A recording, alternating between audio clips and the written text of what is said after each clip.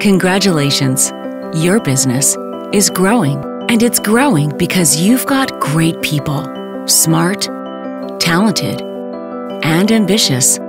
But what will your workforce look like in 2020? Let's say you have 100 employees.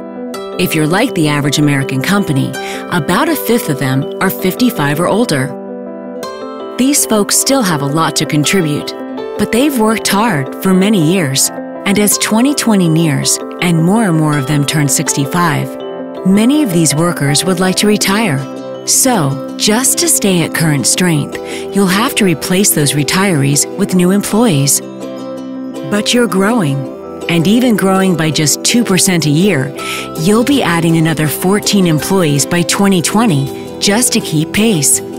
Add that up, and by 2020, nearly a third of your workforce will have been hired in the last 7 years. In other words, 1 out of every 3 faces at your company will be a new face. So these new faces, what will they look like?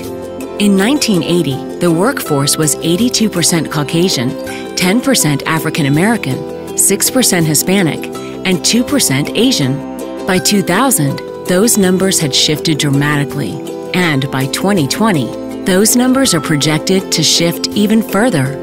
And the gender and age demographics are shifting too.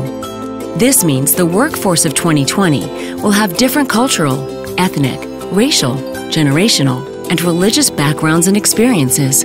And they'll have different expectations about the workplace.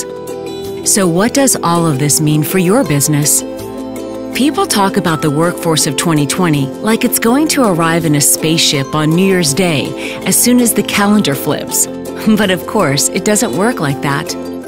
Your employees are becoming the workforce of 2020 right now, which means that if you're going to stay competitive, you need to recruit, hire, develop, and engage these new employees in a way that will ensure your success in 2020 and beyond.